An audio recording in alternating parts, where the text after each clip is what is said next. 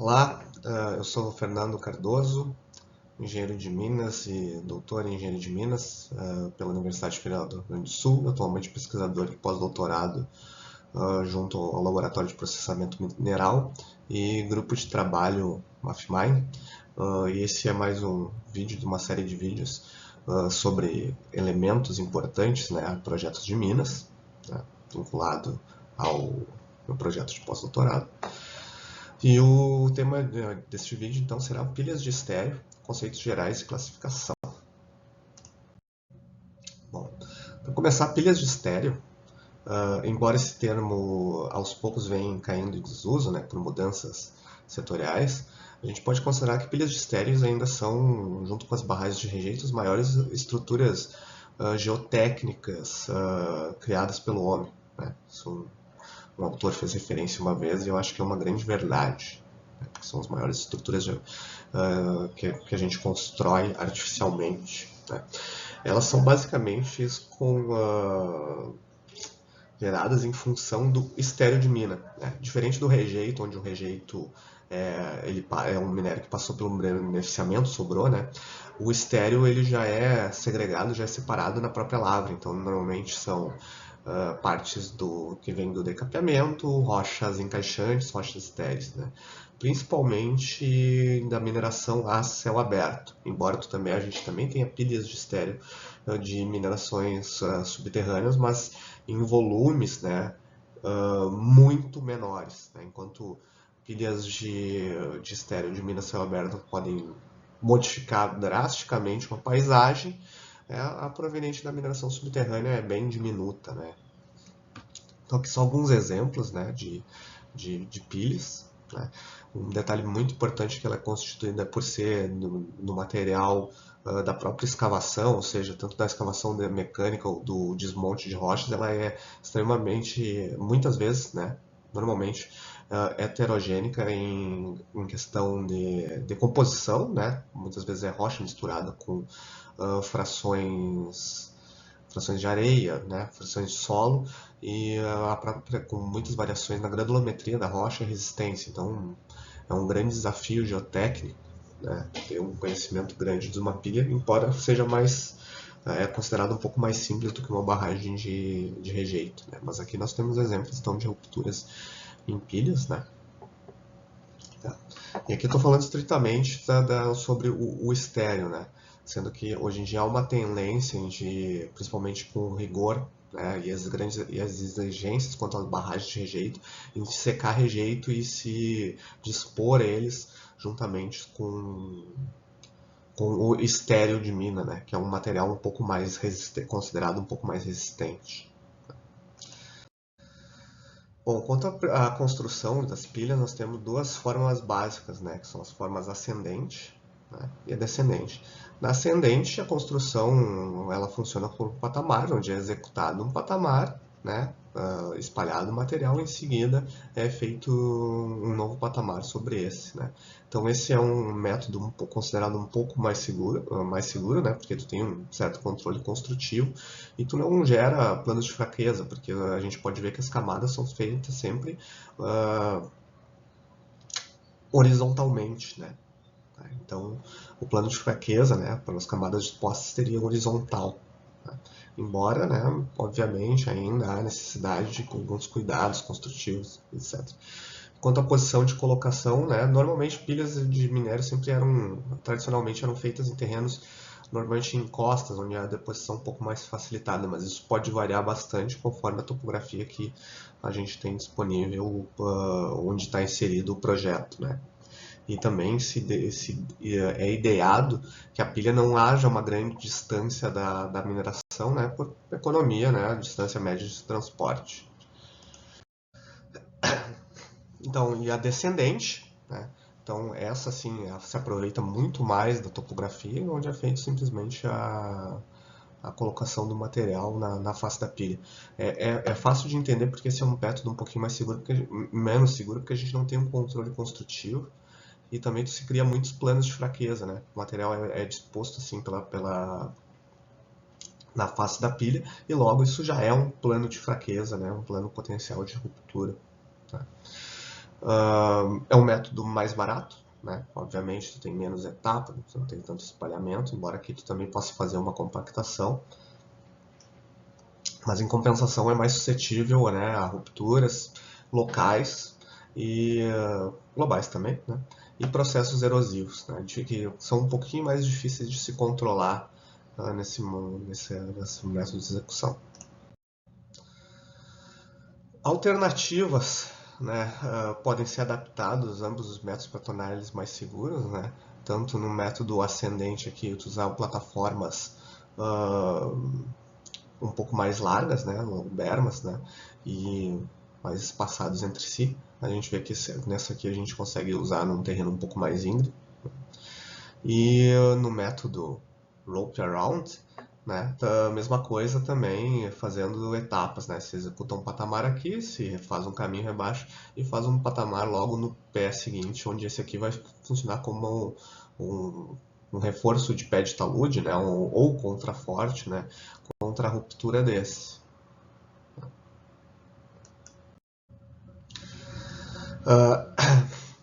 As pilhas também, né, é importante destacar que pilhas muitas vezes são chamadas de aterro. Tá? Pilha é um termo um pouquinho mais histórico, né, da mineração, mas nada mais são do que aterros também. Elas são completamente classificadas baseadas na característica da fundação e na geometria, né, e ficam também condicionadas à topografia, como aqui, ó, aterro pilha em vale, aterro em costa, né, e uma pilha num terreno plano, né, que teoricamente seria um terreno mais bem controlado, né, em termos de drenagem, em termos de fundação, né, para uma pilha. Embora são muito condicionados então ao terreno, ao local onde se encontra a operação da mina. Né. Bom, um método muito interessante, muito importante para se classificar pilha, né, não, que precede também estudos geotécnicos, é a classificação proposta, né, pela British Columbia Mining Waste Rock Pile Search Committee, né, que tem uma versão atualizada, né, e adaptada para o Brasil, proposta por Aragão em 2008. Né.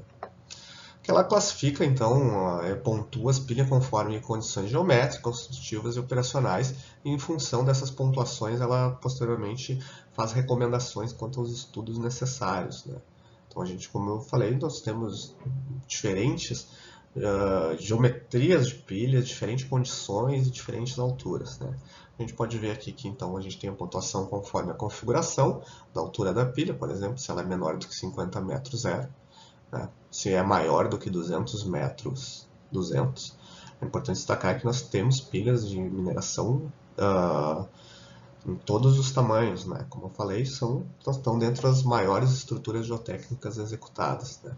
E muito condicionadas ao volume de operação de uma mina. Então aqui também sobre o volume contido na mina, a inclinação dos taludes, né?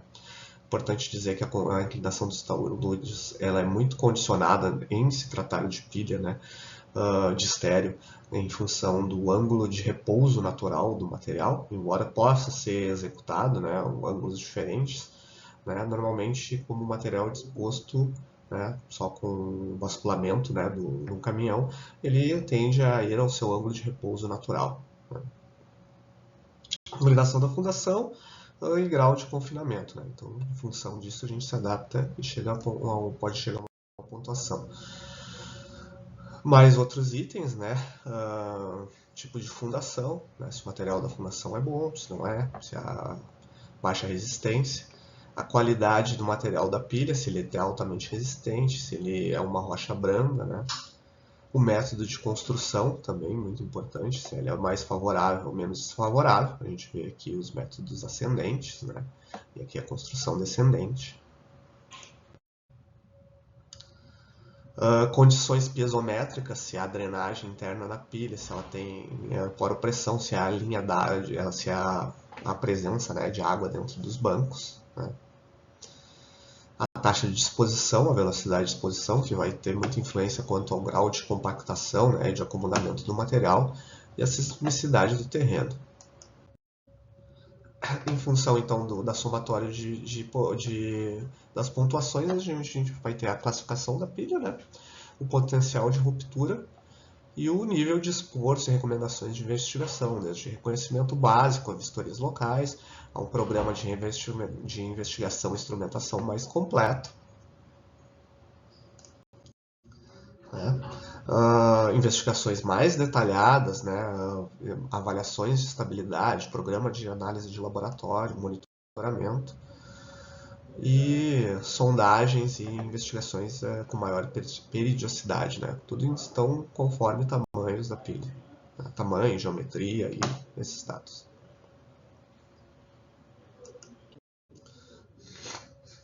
Então, também em função disso, a gente tem a recomendação da periodicidade de avaliação, né, desde a investigação visual, né, onde, por exemplo, aqui no grau 1 seria então só o encarregado, a operação, né, com avaliações diárias, né, conforme turno, e com inspeções do engenheiro responsável anualmente até o grau onde seria requisito auditorias independentes na pilha. Aqui então um exemplo, né, de uma pilha de uma mina, né? Então aqui a gente tem um exemplo aqui da cava, ela tem cerca de uns 3, 4 hectares a cava, né? Ela é grande de extensão, mas não é grande de profundidade, ela chega a ter 40 metros de profundidade, e a gente vê aqui todo o volume de material, né? Lembrando que o material, quando é extraído, ele tem um grau de empolamento maior, então ele tende a ocupar uma área maior, né? Então toda a área da pilha, né? E aqui o modelo digital da pilha, a gente vê que uma face, né, ela tem chega até 40 metros, né, de altura em outras faces diferentes. Essa pilha é uma pilha parcialmente executada com método descendente, parcialmente, posteriormente, né, feito um platô, ela está sendo ascendente. Né? Então é importante lembrar que também pilhas não tem um único método, né? Ela pode variar, né, a sua construção, e assim como as barragens, a construção muitas vezes ela segue, tem a vida útil da operação de mina, né? Então são projetos que são complexos e concomitantes, né? Muitas vezes então tu vai ter uma expansão da mina, ou tu vai ter um grau maior, pode ter alguma variação com a necessidade de uma operação numa zona onde tem uma maior relação estéreo-minério, né? Então tu vai ter que ter um aceleramento na produção, né, na ascendência da pilha. Então, em função disso, foram feitas as classificações, né, a pilha menor de 50 metros, inclinação dos taludes, inclinação da fundação, né, foram feitas todas as considerações em função daquelas tabelas, e se chegou então ao somatório final de pontuação de 200, né?